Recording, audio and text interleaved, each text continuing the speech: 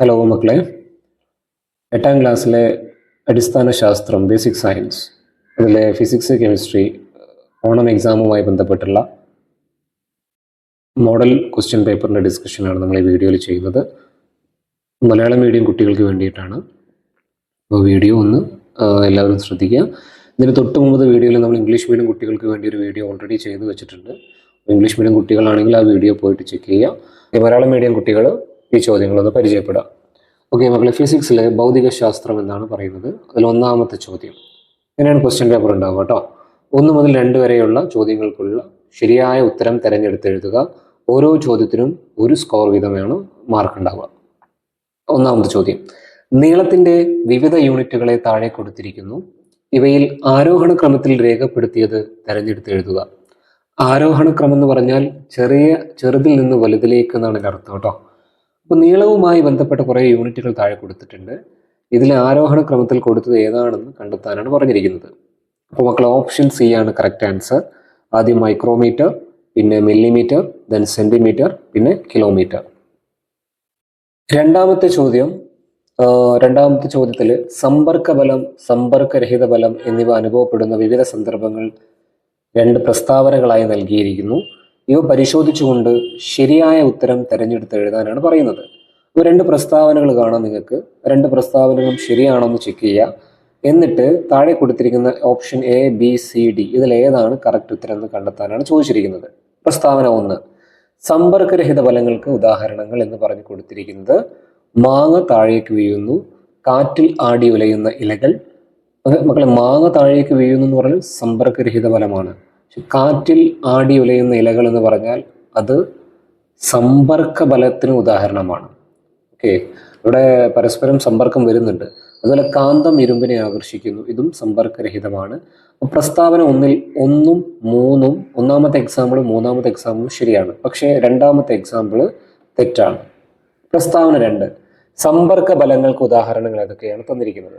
നീന്തുമ്പോൾ ജലത്തെ തള്ളുന്നു, ഓക്കെ, അത് സമ്പർക്ക ബലമാണ്. പന്ത് തട്ടി അകറ്റുന്നു, അതും സമ്പർക്ക ബലമാണ്. ആണിയിൽ ചുറ്റിക കൊണ്ട് അടിക്കുന്നു, അതും സമ്പർക്ക ബലമാണ്. അപ്പോൾ പ്രസ്താവന 2 ഫുള്ള് ശരിയാണ്. പ്രസ്താവന 1-ൽ ചില തെറ്റുണ്ട്. ഓക്കെ, അങ്ങനെയാണെങ്കിൽ താഴെ കൊടുത്തിരിക്കുന്നതിൽ ഏതാണ് ഉത്തരം? മക്കളെ, ഓപ്ഷൻ ബി ആണ്. 2ാമത്തെ പ്രസ്താവന മാത്രമാണ് ശരിയായത്. റെഡിയല്ലേ? ഓക്കെ, ഇനി അടുത്ത ക്വസ്റ്റ്യനിലേക്ക് പോവാം. ഒരു സ്കെയിലിൽ സെന്റിമീറ്റർ, ഇഞ്ച് തുടങ്ങിയ യൂണിറ്റുകൾ അടയാളപ്പെടുത്തിയിട്ടുള്ള ചിത്രമാണ് താഴെ കൊടുത്തിരിക്കുന്നത്. ഒരു സ്കെയിലിന്റെ ചിത്രമാണ് നിങ്ങൾ കാണുന്നത് കേട്ടോ. ചോദ്യം 1, ഒരു അളവ് ഉപകരണത്തിന്റെ ലീസ്റ്റ് കൗണ്ട് എന്നതുകൊണ്ട് എന്താണ് ഉദ്ദേശിക്കുന്നത്? എന്താണ് ലീസ്റ്റ് കൗണ്ട് എന്നാണ് ചോദിക്കുന്നത്. അപ്പോൾ അതിന്റെ ഡെഫിനിഷനാണ് നിങ്ങൾ എഴുതേണ്ടത്. ഒരു ഉപകരണം ഉപയോഗിച്ച് അളക്കാവുന്ന ഏറ്റവും കുറഞ്ഞ അളവിനെയാണ് നമ്മൾ എന്ത് പറയുക? ലീസ്റ്റ് കൗണ്ട് എന്ന് പറയുക. അത് പഠിച്ചു വെച്ചുകൊണ്ട് എക്സാമിന് ചോദിക്കും. ഇനി ഈ സ്കെയിലിന്റെ ലീസ്റ്റ് കൗണ്ട് കണ്ടെത്തി എഴുതുക എന്നാണ് പറയുന്നത്. അപ്പോൾ ഉത്തരം നമുക്ക് എഴുതാം. ലീസ്റ്റ് കൗണ്ട് എന്ന് പറഞ്ഞാൽ ഏറ്റവും ചെറിയ അളവില്ലേ മക്കളെ? അത് 0.1 സെന്റിമീറ്റർ, അല്ലെങ്കിൽ നിങ്ങൾക്ക് എഴുതാം 1 മില്ലിമീറ്റർ എന്ന് എഴുതാം കേട്ടോ. ഇനി 4ാമത്തെ ചോദ്യം, ചില അടിസ്ഥാന അളവുകളും വ്യുൽപ്പന്ന അളവുകളും നൽകിയിരിക്കുന്നത് ശ്രദ്ധിക്കൂ. ക്വസ്റ്റ്യൻ എ, നൽകിയ അളവുകളിൽ അടിസ്ഥാന അളവുകൾ കണ്ടെത്തി എഴുതുക. അപ്പോൾ മുകളിൽ കൊടുത്തതിൽ അടിസ്ഥാന അളവുകൾ ഏതൊക്കെയാണെന്ന് ചോദിക്കുന്നത്. മക്കളെ, നീളം അടിസ്ഥാന അളവാണ്. സാന്ദ്രത എന്ന് പറഞ്ഞാൽ അടിസ്ഥാന അളവല്ല, അത് വ്യുൽപ്പന്ന അളവാണ്. അതുപോലെ പ്രകാശ തീവ്രത അടിസ്ഥാന അളവാണ്. സമയം അടിസ്ഥാന അളവാണ്. മാസ് അടിസ്ഥാന അളവാണ്. ഓക്കെ അല്ലേ? ഈ ക്വസ്റ്റ്യൻ ബി, അടിസ്ഥാന അളവുകളും വ്യുൽപ്പന്ന അളവുകളും തമ്മിലുള്ള വ്യത്യാസം എന്താണ്? പരസ്പരം ബന്ധമില്ലാതെ നിലനിൽക്കുന്നതും മറ്റു അളവുകൾ ഉപയോഗിച്ച് പ്രസ്താവിക്കാൻ കഴിയാത്തതുമായ അളവുകളാണ് അടിസ്ഥാന അളവുകൾ എന്ന് പറയുന്നത്. അപ്പോൾ ഇതുകൊണ്ട് എഴുതി വെച്ചാൽ മതി എന്താണ് അടിസ്ഥാന അളവുകൾ എന്ന് ചോദിച്ചാൽ കേട്ടോ. അതുപോലെ വ്യുൽപ്പന്ന അളവുകൾ ചോദിച്ചു കഴിഞ്ഞാൽ അടിസ്ഥാന അളവുകൾ ഉപയോഗിച്ച് പ്രസ്താവിക്കാൻ കഴിയുന്ന അളവുകളാണ് വ്യുൽപ്പന്ന അളവുകൾ എന്നും എഴുതി വെക്കുക. ഓക്കെ, അടുത്ത ചോദ്യം, ഓടുന്ന ബസ്സിലിരിക്കുന്ന നിങ്ങൾ ചലനാവസ്ഥയിലാണെന്ന് സ്വയം അഭിപ്രായപ്പെടുന്നു. എന്നാൽ ബസ്സിലെ മറ്റൊരാൾ നിങ്ങൾ നിശ്ചലാവസ്ഥയിലാണെന്നും പറയുന്നു. 2 അഭിപ്രായങ്ങളും ശരിയാകാനുള്ള സാധ്യതകൾ പരിശോധിച്ച് വിശദമാക്കുക. ഓക്കെ, ഒരു ബസ് ഇങ്ങനെ പോയിക്കൊണ്ടിരിക്കുകയാണ്. നിങ്ങൾ അതിൽ സഞ്ചരിക്കുന്നുണ്ട്. നിങ്ങളുടെ സുഹൃത്തും തൊട്ടടുത്തുണ്ട്. നിങ്ങൾ പറയുകയാണ് സുഹൃത്തിനോട്, ഞാൻ ചലനാവസ്ഥയിലാണ്. സുഹൃത്ത് നിങ്ങളോട് പറയുകയാണ്, നീ ചലനാവസ്ഥയിലല്ല, നീ നിശ്ചലാവസ്ഥയിലാണെന്ന് പറയുന്നു. ഓക്കെ, ഇങ്ങനെയാണ് സംഭവം നടക്കുന്നത്. ഇവർ 2 പേരുടെ അഭിപ്രായം ശരിയാണ്. ഇതിന് നമുക്ക് വിശദീകരിക്കണം എന്നുണ്ടെങ്കിൽ നമ്മൾ അവലംബക വസ്തു ഉപയോഗിച്ചുകൊണ്ടാണ് ഇതിനെ നമ്മൾ വിശദീകരിക്കുക. അപ്പോൾ നമുക്കറിയാം, അവലംബക വസ്തു ഉപയോഗിച്ചുകൊണ്ടാണ് ഒരു വസ്തു ചലനാവസ്ഥയിലാണോ അതോ നിശ്ചലാവസ്ഥയിലാണോ നമ്മൾ പറയാം.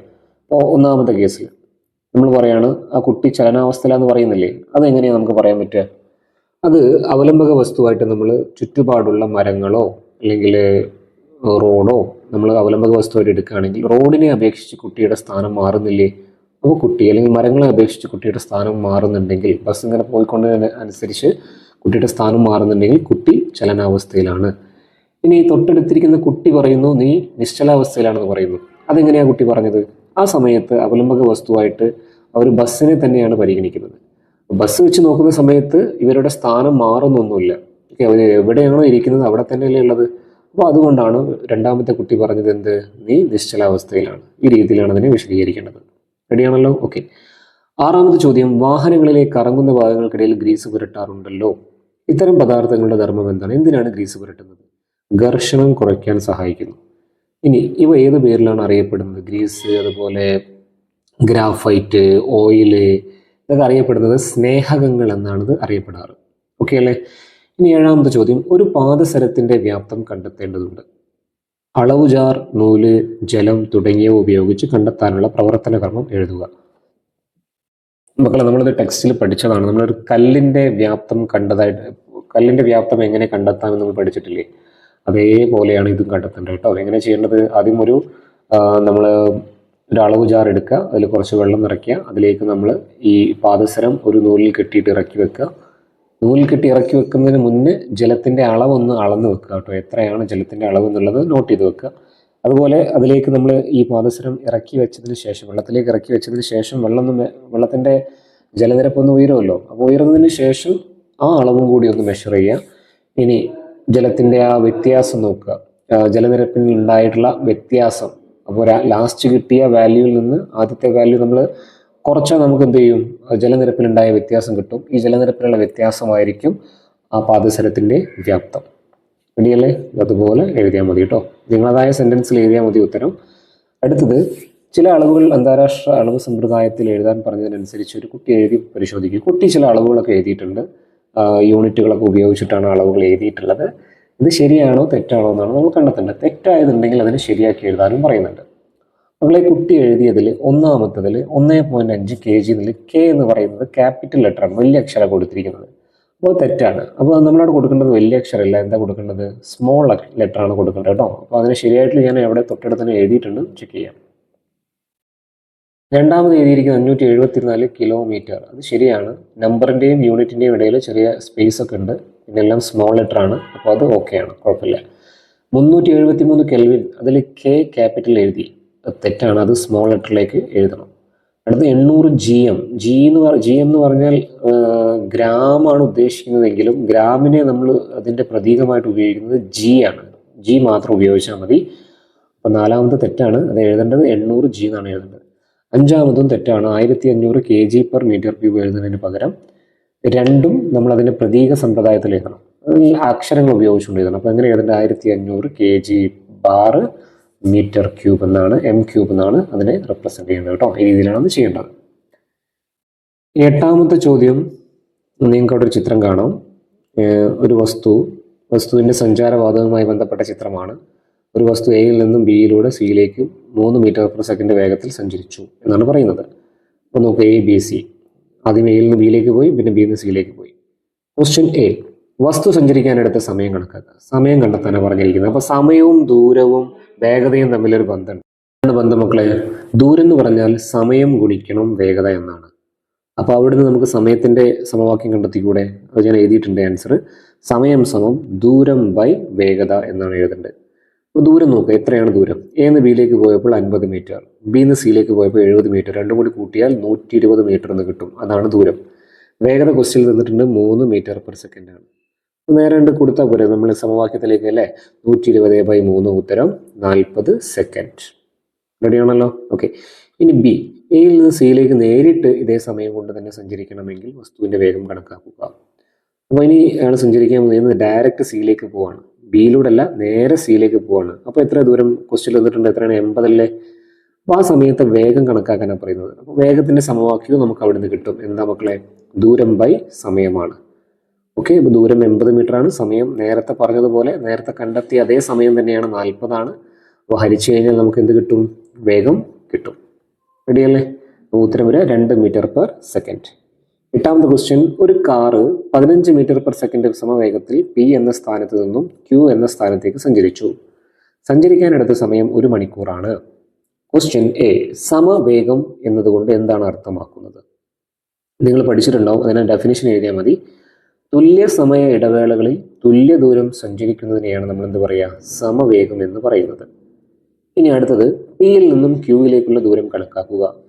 ദൂരം കണ്ടെത്താനുള്ള സമവാക്യം എന്താ മക്കളെ? ദൂരം സമം സമയം ഇൻറ്റു വേഗത അല്ലേ? ക്വസ്റ്റ്യനിൽ വേഗത തന്നിട്ടുണ്ട്, എത്രയാ? 15 സമയം തന്നത് 1 മണിക്കൂറാണ്. 1 മണിക്കൂറിൽ തന്നു കഴിഞ്ഞാൽ നമ്മൾ അതിനെ സെക്കൻഡിലേക്ക് മാറ്റണം കേട്ടോ. മണിക്കൂറിൽ തന്നാൽ സമയത്തെ നമ്മൾ എന്തിലേക്ക് മാറ്റണം? സെക്കൻഡിലേക്ക് മാറ്റണം. ഞാൻ അവിടെ എഴുതിയിട്ടുണ്ട് ആൻസർ. 1 മണിക്കൂർ എന്ന് പറഞ്ഞാൽ 3600 സെക്കൻഡാണ്. എത്രയാണ്? 3600 സെക്കൻഡ്. അപ്പോൾ നമ്മൾ സമവാക്യത്തിലേക്ക് ആ വാല്യൂ ആണ് ചെയ്യേണ്ടത് കേട്ടോ. അപ്പോൾ ഉത്തരം എന്താ വരിക? ദൂരം സമം 15 × 3600, ആൻസർ 54,000 മീറ്റർ എന്ന് കിട്ടും. ഓക്കെ അല്ലേ? ഇനി 9ാമത്തെ ചോദ്യം, ഒരു കുട്ടിയുടെ 100 പേജുള്ള സയൻസ് ഡയറിയുടെ കനം സ്കെയിലിൽ ഉപയോഗിച്ച് അളന്ന് എഴുതിയപ്പോൾ 3.2 സെന്റിമീറ്റർ എന്ന് ലഭിച്ചു. സയൻസ് ഡയറിയുടെ ഒരു പേപ്പറിന്റെ കനം കണ്ടെത്തുക. ഇത് നമ്മൾ ഈ ക്വസ്റ്റ്യൻ ടെക്സ്റ്റ് ബുക്കിൽ നമ്മൾ ചെയ്തിട്ടുണ്ട്, ഇതിന്റെ സമവാക്യങ്ങളൊക്കെ ഇല്ലേ? നമ്മൾ പഠിച്ചിട്ടില്ല, ഒരു പേപ്പറിന്റെ കനം സമം എന്താണ്? എന്താണ് മക്കളെ നമ്മൾ പഠിച്ചത്? മൊത്തം പേജിന്റെ ഇതിന്റെ സമവാക്യം ഞാൻ കാണിച്ചു തരാം. കൊടുത്തിരിക്കുന്നു മക്കളെ, ഒരു പേപ്പറിന്റെ കനം സമം പേപ്പർ കെട്ടിന്റെ കനം ഡിവൈഡഡ് ബൈ എണ്ണം. ഈ സമവാക്യമാണ് ഇവിടെ നമ്മൾ ഉപയോഗിക്കേണ്ടത് കേട്ടോ. ഈ തന്നിരിക്കുന്ന സമവാക്യം. ഓക്കെ, അത് വെച്ചിട്ട് പ്രോബ്ലം ചെയ്യാം. ഒരു പേപ്പറിന്റെ കനം സമം 3.2/100. ഉത്തരം കിട്ടും 0.032 സെന്റിമീറ്റർ. ഇനി നിങ്ങൾ കണ്ടെത്തിയ സയൻസ് ഡയറിയുടെ പേപ്പറിന്റെ കനം SI യൂണിറ്റിലേക്ക് മാറ്റിയത്. അപ്പോൾ അതായത് 0.032 സെന്റിമീറ്റർ നമ്മൾ എന്തിലേക്ക് മാറ്റണം? SI യൂണിറ്റിലേക്ക് മാറ്റണം. SI യൂണിറ്റ് എന്ന് പറഞ്ഞാൽ മീറ്ററിലേക്കാണ് മാറ്റേണ്ടത്. ഓക്കെ, അപ്പോൾ നമ്മളതിന് മീറ്ററിലേക്ക് മാറ്റാൻ 0.032നെ നമ്മൾ 10⁻³ കൊണ്ട് ഡിവൈഡ് ചെയ്താലും മതി, അല്ലെങ്കിൽ 10⁻ ഡിവൈഡ് ചെയ്യുക. അപ്പം നമുക്ക് ഉത്തരം കിട്ടും 0.00032 മീറ്റർ എന്ന് കിട്ടും കേട്ടോ. 10ാമത്തെ ചോദ്യം, വാഹനങ്ങളിൽ ഘർഷണം ഒരേ സമയം പ്രയോജനപ്രദവും ദോഷകരവുമാണ്. അല്ലെ, വാഹനങ്ങളിൽ ചില സമയങ്ങളിൽ ഘർഷണ ബലം ചില സമയത്ത് നമുക്കത് ഗുണം ചെയ്യും, ചില സമയത്ത് അത് ദോഷമാണ്. അങ്ങനെയാണെങ്കിൽ ചോദ്യം എന്താണ്? ഏതെല്ലാം രീതിയിലാണ് ദോഷകരമായി ബാധിക്കുന്നത്? എപ്പോഴൊക്കെയാണ് അത് ദോഷമായിട്ട് ബാധിക്കുക മക്കളെ? 1, ടയറിന് തേയ്മാനം ഉണ്ടാകുന്നു. 2, സ്കിഡിങ്ങും അപകടങ്ങളും ഉണ്ടാകുന്നു. സ്കിഡിങ് എന്ന് പറഞ്ഞാൽ വണ്ടി തെന്നി പോകാൻ സാധ്യത ഉണ്ടാവും, അതുപോലെ അപകട സാധ്യതകളും കൂടും. ഇതൊക്കെയാണ് ഘർഷണത്തിന്റെ ദോഷങ്ങൾ എന്ന് നമുക്ക് പറയാനുള്ളത്. ഓക്കെ, പഠിച്ചു വെച്ചുകൊണ്ട് ഇമ്പോർട്ടൻ്റ് ആണ്. അടുത്തത്, വാഹനങ്ങളിൽ ഘർഷണബലം ഗുണകരമായി ഉപയോഗിക്കുന്ന അവസരങ്ങൾക്ക് ഉദാഹരണം എഴുതുക. ഘർഷണബലത്തിന്റെ ഗുണങ്ങളാണ് ചോദിക്കുന്നത്. അപ്പം 1, ബ്രേക്കിംഗ് സാധ്യമാക്കുന്നു. 2, വാഹനം ടയർ തിരിയാൻ സഹായിക്കുന്നു. ഓക്കെ അല്ലേ? ഇനി 10ാമത്തെ ക്വസ്റ്റ്യൻ ബി, ഘർഷണബലം നമുക്ക് ഗുണകരമായതും ദോഷകരമായതുമായ സന്ദർഭങ്ങളുണ്ട്. നിത്യജീവിതത്തിൽ ഘർഷണം ദോഷകരമായി ബാധിക്കുന്നതിന് ഉദാഹരണങ്ങൾ എഴുതുക. അതായത് വീണ്ടും ചോദിച്ചിരിക്കുന്ന സെയിം ക്വസ്റ്റ്യൻ തന്നെയാണ്. ഇതേപോലെ ചോദ്യങ്ങൾ വരും. ഘർഷണത്തിന്റെ ദോഷങ്ങൾ എന്തൊക്കെയെന്ന് ചോദിക്കാം. അപ്പോൾ 1, കാൽമുട്ടിന് തേയ്മാനം സംഭവിക്കാം. 2, ടയറിന് തേയ്മാനം സംഭവിക്കുന്നു. ഇതിനെ എഴുതി വെച്ചാൽ മതി. ടെക്സ്റ്റിലുണ്ട് കേട്ടോ ഈ ഉത്തരങ്ങളൊക്കെ. ഇനി ബി, ഘർഷണം ലഘൂകരിക്കുന്നതിനുള്ള മാർഗങ്ങൾ എന്തെല്ലാം? ഘർഷണം നമുക്ക് എങ്ങനെയൊക്കെ കുറയ്ക്കാം? തൊട്ട് താഴേണ്ട ഉത്തരം. 1, സ്നേഹകങ്ങൾ ഉപയോഗിക്കുക. 2, ബോൾ ബെയറിങ്ങുകൾ ഉപയോഗിക്കുക. ഇത്തരം സംഭവങ്ങൾ ഉപയോഗിച്ചാൽ മതി. അതുപോലെ കാണാൻ പറ്റും ടെക്സ്റ്റ് ബുക്കിൽ ഘർഷണം കുറയ്ക്കുന്നതിനുള്ള മാർഗങ്ങൾ, പേജ് നമ്പർ 34. അതിൽ വളരെ ഇമ്പോർട്ടൻ്റ് ആയിട്ട് നമ്മൾ പഠിച്ചിരിക്കേണ്ട ചില കാര്യങ്ങളൊക്കെ ഉണ്ട്. അതൊന്നാണ് ഘർഷണം കുറയ്ക്കാൻ സഹായിക്കുന്ന എന്തൊക്കെയാണ്? 1, ഖരാവസ്ഥയിലുള്ള സ്നേഹകമാണ് ഗ്രാഫൈറ്റ്. അപ്പോൾ ഈ പോയിന്റുകൾ പഠിച്ചു വെക്കണം. ഖരാവസ്ഥയിലുള്ള ഒരു സ്നേഹകമാണ് ഗ്രാഫൈറ്റ്. ഉയർന്ന താപനിലയിലുള്ള യന്ത്രഭാഗങ്ങൾക്കിടയിൽ സാധാരണയായിട്ട് ഗ്രാഫൈറ്റ് ആണ് സ്നേഹകമായി ഉപയോഗിക്കുന്നത്. 1. ഇനി 2ാമത്തത് നമ്മൾ ഉപയോഗിക്കുന്ന ഒന്നാണ് ബോൾ ബെയറിങ്ങുകൾ. എന്താണ് ബോൾ ബെയറിങ്ങുകൾ? അതിൻ്റെ ചിത്രമാണ് ഇവിടെ സൈഡിൽ കൊടുത്തിരിക്കുന്നത്. ഓക്കെ അല്ലേ? ഇനി അതുപോലെ വിമാനം, അതുപോലെ തോണി എന്നിവ പ്രത്യേക ആകൃതിയിൽ നിർമ്മിച്ചിരിക്കുന്നത് എന്തിനാണ് ചോദിക്കാറുണ്ട്. അതെന്തിനാണ് മക്കളെ? ഘർഷണം കുറയ്ക്കാൻ വേണ്ടിയിട്ടാണ്. അപ്പോൾ അങ്ങനെ ഘർഷണം കുറയ്ക്കാൻ രീതിയിൽ അതിന് വേണ്ടിയിട്ടാണ് അതിൻ്റെ ആകൃതിയിലൊക്കെ മാറ്റം വരുത്താറ്. അതിനെയാണ് നമ്മൾ പറയുക, ഇത്തരത്തിൽ ആകൃതിയിൽ മാറ്റം വരുത്തുകയാണെങ്കിൽ അതിന് പറയുന്ന പേരാണ് സ്ട്രീം ലൈനിങ് അഥവാ മലയാളത്തിൽ ധാരാരഹിതമാക്കൽ എന്നാണ് അതിനെ പറയാറ്. നമുക്ക് നോക്കണം, ഇമ്പോർട്ടൻ്റ് ആണ്, പഠിച്ചു വെക്കണം കേട്ടോ. അപ്പോൾ ഇത്രയും കാര്യങ്ങളാണ് ഫിസിക്സിൻ്റെ ക്വസ്റ്റ്യൻ പേപ്പറിൽ നമുക്ക് ഡിസ്കസ് ചെയ്യാനുള്ളത്. ഇനി അടുത്തത് നമുക്ക് കെമിസ്ട്രി ചോദ്യപേപ്പർ ഒന്ന് ഡിസ്കസ് ചെയ്യാം. ഇവിടെ രസതന്ത്രം ചോദ്യപേപ്പറിൽ ഒന്നാമത്തെ ചോദ്യം ചേരുംപടി ചേർക്കാനാണ് പറയുന്നത്. ഒന്നാമത്തെ കോളത്തിൽ മൂലകം എഴുതിയിട്ടുണ്ട്, രണ്ടാമത്തെ കോളത്തിൽ പ്രതീകം എഴുതിയിട്ടുണ്ട്. ചേരുംപടി ചേർക്കാനാണ്. താഴെ ഓപ്ഷൻ കൊടുത്തിട്ടുണ്ട്, ഏതാണ് കറക്റ്റ് കണ്ടെത്താനാണ്. അപ്പോൾ അതിൽ ഉത്തരം വരും ഓപ്ഷൻ സി ആണ്. സോഡിയത്തിന് Na എന്ന് വരും, കാൽഷ്യത്തിന് Ca എന്ന് വരും, പൊട്ടാസ്യത്തിന് K എന്ന് വരും, കോപ്പറിന് Cu എന്നാണ് വരിക കേട്ടോ. അതാണ് ഒന്നാമത്തെ ക്വസ്റ്റ്യൻ. ഇനി രണ്ടാമത്തെ ചോദ്യം, രണ്ട് പ്രസ്താവനകൾ തന്നിരിക്കുന്നു, പ്രസ്താവന 1 പ്രസ്താവന 2. എന്നിട്ട് നമ്മൾ എന്ത് ചെയ്യണം, ചുവടെ നൽകിയിരിക്കുന്നവയിൽ ശരിയായത് തിരഞ്ഞെടുക്കാനാണ് പറയുന്നത്. ഓക്കെ, അത് പ്രകാരം പ്രസ്താവന 1 എന്താ നോക്കാം. തുറന്നു വെച്ച സിൽവർ ക്ലോറൈഡ് കറുത്തു പോകുന്നത് ഒരു പ്രകാശരാസ പ്രവർത്തനമാണ്. ശരിയാണ്, സിൽവർ ക്ലോറൈഡ് കറുത്തു പോകുന്നത് ഒരു പ്രകാശരാസ പ്രവർത്തനത്തിന് ഉദാഹരണമാണ്. 2, ഈ പ്രവർത്തനത്തിൽ പ്രകാശോർജ്ജം ആഗിരണം ചെയ്യുന്നു. അതും ശരിയാണ്, പ്രകാശോർജ്ജം ആഗിരണം ചെയ്തിട്ടില്ല ഈ രാസപ്രവർത്തനം നടക്കുന്നത്. അപ്പോൾ അങ്ങനെയാണെങ്കിൽ താഴെ കൊടുത്തിരിക്കുന്ന ഏതാണ് ശരി? മക്കളെ, ഓപ്ഷൻ എ ആണ് ശരി. പ്രസ്താവനകൾ 1ഉം 2ഉം ശരിയാണ്. പ്രസ്താവന 2 എന്ന് പറയുന്നത് പ്രസ്താവന 1ന്റെ ശരിയായ വിശദീകരണമാണ്. ഓക്കെ അല്ലേ? ഇനി മൂന്നാമത്തെ ചോദ്യം, ബേരിയം ഹൈഡ്രോക്സൈഡ് അമോണിയം ക്ലോറൈഡുമായി ചേർത്തപ്പോൾ താപനില 27 ഡിഗ്രി സെൽഷ്യസിൽ നിന്നും 21 ഡിഗ്രി സെൽഷ്യസായി കുറഞ്ഞു എന്ന് പറഞ്ഞാൽ താപനില കുറഞ്ഞു. അങ്ങനെയാണെങ്കിൽ ഈ രാസപ്രവർത്തനം ഏതാണ്? ഇത് താപാഗീരണ രാസപ്രവർത്തനത്തിന് ഉദാഹരണമാണ്. 2, താപരാസപ്രവർത്തനങ്ങൾ എന്നാൽ എന്താണ്? താപോർജ്ജം ആഗിരണം ചെയ്യുകയോ പുറത്തുവിടുകയോ ചെയ്യുന്ന രാസപ്രവർത്തനങ്ങളെ പറയുന്ന പേരാണ് താപരാസപ്രവർത്തനങ്ങൾ. ഓക്കെ അല്ലേ? ഇനി വേറെ ചോദ്യം, രാസപ്രവർത്തനങ്ങളിൽ വിവിധ ഊർജ്ജ രൂപങ്ങൾ ആഗിരണം ചെയ്യപ്പെടുകയോ പുറത്തുവിടുകയോ ചെയ്യുന്നു. ഓക്കെ, ക്വസ്റ്റ്യൻ എന്താണ്? താപം പുറത്തുവിടുന്ന ഒരു രാസപ്രവർത്തനം എഴുതുക. അപ്പോൾ ഒരു താപരാസപ്രവർത്തനത്തിൽ താപമോചക രാസപ്രവർത്തനത്തിന് ഉദാഹരണം ഏതാണ് പറഞ്ഞത്? ഒരുപാട് ഉദാഹരണങ്ങളുണ്ട്. അതിലൊന്നാണ് ഉദാഹരണമാണ് മക്കളെ നീറ്റുകക്ക ജലവും തമ്മിലുള്ള രാസപ്രവർത്തനം. പ്രവർത്തിച്ചാൽ എന്തൊക്കെ കിട്ടും നമുക്ക്? നീറ്റുകക്ക പ്ലസ് ജലം ഗീവ്സ് ചുണ്ണാമ്പ് പ്ലസ് താപം. ഇടയിൽ അതാണ് എഴുതേണ്ടത് കേട്ടോ. ഇനി ഇത്തരം രാസപ്രവർത്തനങ്ങളുടെ പൊതുവായ പേരെന്താണ്? താപരാസപ്രവർത്തനം എന്നാണ് അതിൻ്റെ പേര് വരുന്നത്. ഓക്കെ അല്ലേ?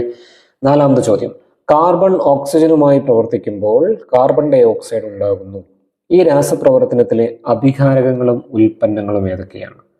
അഭികാരകങ്ങൾ എന്ന് പറഞ്ഞാൽ പരസ്പരം പ്രവർത്തിക്കുന്നവരാണ്. ആരൊക്കെയാ മക്കളെ? കാർബണും ഓക്സിജനും. ഉൽപ്പന്നം ആരായിരിക്കും? Carbon dioxide. ഇനി ക്വസ്റ്റ്യൻ ബി, ഈ പ്രവർത്തനത്തിന്റെ രാസസമവാക്യം എഴുതുക. അങ്ങനെ പറഞ്ഞാൽ ഇതുപോലെ എഴുതണം, C+O2 gives CO2. റെഡിയല്ലേ? ഓക്കെ. ഇനി അഞ്ചാമത്തെ ചോദ്യം, ഒരു വാതകം തണുപ്പിക്കുമ്പോൾ അതിലെ കണികകൾ അടുത്തടുത്ത് വരികയും കണികകൾ തമ്മിലുള്ള ആകർഷണ ബലം വർദ്ധിച്ച് വാതകം ദ്രാവകമായി മാറുകയും ചെയ്യുന്നു. ഇതിനെയാണ് നമ്മൾ അവസ്ഥാ പരിവർത്തനം എന്നാണ് ഇതിനെ പറയാം. അപ്പോൾ ചോദ്യമുണ്ട്, എന്താണ് അവസ്ഥാ പരിവർത്തനം എന്ന് പറഞ്ഞാൽ? ഒരു അവസ്ഥയിലുള്ള പദാർത്ഥം മറ്റൊരു അവസ്ഥയിലേക്ക് മാറുന്നതിനെ അവസ്ഥാ പരിവർത്തനം എന്നാണ് പറയുന്നത്. ഈ മാറ്റവുമായി ബന്ധപ്പെട്ട ഊർജ്ജരൂപം ഏതാണ് മക്കളെ? അതിന് ഉത്തരം നിങ്ങൾ എഴുതേണ്ടത് ഗതികോർജ്ജം എന്നാണ് എഴുതേണ്ടത്. ഗതികോർജ്ജം. റെഡിയല്ലേ? അടുത്ത ക്വസ്റ്റ്യൻ, മെൻഡലീഫിന്റെ പീരിയോഡിക് ടേബിളിന്റെ 2 മേന്മകൾ എഴുതുക. അവിടെ എഴുതിയിട്ടുണ്ട് എന്തൊക്കെയാണ്? 1, മൂലകങ്ങളെ അറ്റോമിക മാസിന്റെ ആരോഹണ ക്രമത്തിൽ ക്രമീകരിച്ചു. 2, സമാന ഗുണങ്ങളുള്ളവയെ ഒരേ ഗ്രൂപ്പിൽ അദ്ദേഹം ക്രമീകരിച്ചു. റെഡിയല്ലേ? ഇത് പഠിച്ചു വെച്ച് മെൻഡലീഫിന്റെ പീരിയോഡിക് ടേബിൾ മേന്മകൾ പഠിച്ചു വെക്കണം കേട്ടോ. ഓക്കെ. ഏഴാമത്തെ ചോദ്യം, മൂലകങ്ങളുടെ വർഗീകരണവുമായി ബന്ധപ്പെട്ട ശാസ്ത്രജ്ഞരാണ് ഡോബ്രൈനറും ന്യൂലാൻഡും. ക്വസ്റ്റ്യൻ എ, ഡോബ്രൈനർ മൂലകങ്ങളെ വർഗീകരിച്ചത് എങ്ങനെയാണ്? അതിന് നമ്മൾ ത്രികങ്ങൾ എന്ന് എഴുതിയാൽ മതി. എങ്ങനെയാണ്? ത്രികങ്ങളുടെ രൂപത്തിൽ. എന്ന് പറഞ്ഞാൽ 3 മൂലകങ്ങൾ അടങ്ങിയിട്ടുള്ള ഒരു ഗ്രൂപ്പാണ് ത്രികങ്ങൾ. ന്യൂലാൻഡ് വർഗീകരണം ഏത് പേരിൽ അറിയപ്പെടുന്നു? അഷ്ടക നിയമം എന്ന പേരിലാണ് അത് അറിയപ്പെടാറ് കേട്ടോ. ഓക്കെ. അടുത്തത്, ചില പ്രസ്താവനകൾ ചുവടെ നൽകിയിരിക്കുന്നു. ഇവയിൽ നിന്നും ഡാൾട്ടൺ സിദ്ധാന്തവുമായി ബന്ധപ്പെട്ടത് ശരിയായ പ്രസ്താവനകൾ തിരഞ്ഞെടുക്കുക. മക്കളെ ഓപ്ഷൻ എയും സിയുമാണ് ശരി. ഓക്കെ അല്ലേ? ഓപ്ഷൻ ബി ശരിയാണ്, പക്ഷേ അത് ഡാൾട്ടൺ അറ്റോമിക സിദ്ധാന്തവുമായി ബന്ധപ്പെട്ട പോയിന്റ് അല്ല. അത് വരുന്നത് എയും സിയുമാണ്. ഓക്കെ ആണല്ലോ? ഇനി എട്ടാമത്തെ ചോദ്യം, 2 പ്രവർത്തനങ്ങൾ നൽകിയിരിക്കുന്നു. ഒരു സ്പൂണിൽ മെഴുക് ഉരുക്കുന്നു, രണ്ടാമത്തേതിൽ ഒരു മെഴുകുതിരി കത്തുന്നു. അപ്പോൾ ഒന്നാമത്തത് ഏത് മാറ്റം മക്കളെ? ഒന്നാമത്തത് ഭൗതിക മാറ്റമാണ്. മെഴുക് ഉരുക എന്ന് പറഞ്ഞാൽ ഭൗതിക മാറ്റമാണ്. മെഴുകുതിരി കത്തുക എന്ന് പറഞ്ഞാൽ അത് രാസമാറ്റമാണ്. അപ്പോൾ ചോദ്യം എന്താണ്? ഇവയിൽ രാസമാറ്റം ഏത്? അപ്പോൾ രണ്ടാമത്തത്. ഇത് രാസമാറ്റമാണെന്ന് പറയാൻ കാരണം ഇവിടെ രാസപ്രവർത്തനം നടക്കുന്നു, ഇതൊരു സ്ഥിരമാറ്റമാണ്, അതുകൊണ്ടാണ്. റെഡിയല്ലേ? ഓക്കെ. 9ാമത്തെ ചോദ്യം, ഒരു ഇരുമ്പ് വളയിൽ കോപ്പർ പൂഷണം. ബാറ്ററിയുടെ ഏത് ടെർമിനലുമായാണ് ഇരുമ്പ് വള ബന്ധിപ്പിക്കേണ്ടത്? ഈ ക്വസ്റ്റ്യൻ പല കുട്ടികളും തെറ്റിക്കാറുണ്ട്. ചോദിക്കുന്നത് ഇരുമ്പ് വള എവിടെയാണ് ബന്ധിപ്പിക്കേണ്ടത് എന്നാണ്, അല്ലാതെ കോപ്പർ അല്ല കേട്ടോ. അപ്പോൾ നമുക്കറിയാം കോപ്പർ ബന്ധിപ്പിക്കേണ്ടത് പോസിറ്റീവ് സൈഡിലാണ്, ഇരുമ്പോ നെഗറ്റീവ് ടെർമിനലിൽ. എവിടെയാണ്? Negative terminal. ഉത്തരം നെഗറ്റീവ് ടെർമിനൽ, തെറ്റിക്കരുതേ. ഓക്കെ, ഇവിടെ ഉപയോഗിക്കുന്ന ഇലക്ട്രോലൈറ്റ് ഏതാണ്? മക്കളെ ഉത്തരം കോപ്പർ സൾഫേറ്റ് ആണ്. ഇതാണ് കോപ്പർ സൾഫേറ്റ്. ഇനി ക്വസ്റ്റ്യൻ സി, ഇതൊരു വൈദ്യുത രാസപ്രവർത്തനമാണ്. എന്തുകൊണ്ട്? ഇവിടെ വൈദ്യുതോർജം ആഗിരണം ചെയ്തിട്ടാണ് ഇവിടെ രാസപ്രവർത്തനം നടക്കുന്നത്. അതുകൊണ്ട് ഇതൊരു വൈദ്യുത രാസപ്രവർത്തനം ആണ്. 10ാമത്തെ ചോദ്യം, ഹൈഡ്രജൻ ക്ലോറൈഡ് തന്മാത്രയിൽ ഒരു ഹൈഡ്രജൻ ആറ്റവും ഒരു ക്ലോറിൻ ആറ്റവും അടങ്ങിയിരിക്കുന്നു. അങ്ങനെയാണ് ചോദ്യം. ഇതാണ് ഹൈഡ്രജൻ ക്ലോറൈഡ് തന്മാത്രയുടെ തന്മാത്രവാക്യം എന്ത്? അങ്ങനെ ചോദിച്ചു കഴിഞ്ഞാൽ മക്കൾ ഹൈഡ്രജൻ ക്ലോറൈഡ് ആരൊക്കെയുണ്ട്? ഹൈഡ്രജൻ ഉണ്ട്, ക്ലോറിൻ ഉണ്ട്. അപ്പോൾ ഹൈഡ്രജൻ നമ്മൾ H എഴുതും, ക്ലോറിന് Cl എഴുതും. അപ്പോൾ എന്താ വരിക? HCl. റെഡിയല്ലേ? അടുത്ത ക്വസ്റ്റ്യൻ ബി, 5 ഹൈഡ്രജൻ ക്ലോറൈഡ് തന്മാത്രകളെ എങ്ങനെ പ്രതിനിധീകരിക്കാം? അതെങ്ങനെ എഴുതാം മക്കളെ? 5 ഹൈഡ്രജൻ ക്ലോറൈഡ് എങ്ങനെ എഴുതാം? അപ്പോൾ ഈ HCl തൊട്ട് മുമ്പിൽ എന്ത് കൊടുത്താൽ മതി? 5 നമ്പർ കൊടുത്താൽ മതി. അതാണ് 5 HCl. ഇനി 10 ആണെങ്കിലോ 10 HCl, 15 ആണെങ്കിലോ 15 HCl. മനസ്സിലായല്ലോ? ഓക്കെ.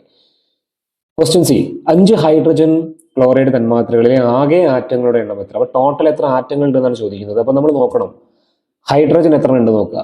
5 ഗുണിക്കണം 1 5, ക്ലോറിനോ 5 ഗുണിക്കണം 1 5. അപ്പോൾ ടോട്ടൽ 10. 5 + 5 10 കേട്ടോ.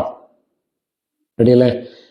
ഇനി അടുത്ത ചോദ്യം ബി, സൾഫ്യൂരിക് ആസിഡിന്റെ ഒരു തന്മാത്രയിൽ 2 ഹൈഡ്രജൻ ആറ്റങ്ങളും 1 സൾഫർ ആറ്റവും 4 ഓക്സിജൻ ആറ്റങ്ങളും ഉണ്ട്. സൾഫ്യൂരിക് ആസിഡിന്റെ തന്മാത്രാ സൂത്രം എഴുതുക. അപ്പോൾ നമ്മൾ എഴുതി നോക്കുക. എത്ര ഹൈഡ്രജൻ ഉണ്ട്? 2 ഹൈഡ്രജൻ H2. എത്ര സൾഫർ ഉണ്ട്? 1 സൾഫർ S. എത്ര ഓക്സിജൻ ഉണ്ട്? 4 ഓക്സിജൻ, അപ്പോൾ O4. അപ്പോൾ ഫോർമുല എന്താ വരും മക്കളെ? രാസസൂത്രം H2SO4. അടുത്തത് സൾഫ്യൂരിക് ആസിഡിന്റെ 10 തന്മാത്രകളെ എങ്ങനെ പ്രതിനിധീകരിക്കാം? അത് എഴുതേണ്ടത് 10 H2SO4 എന്നാണ് എഴുതേണ്ടത്.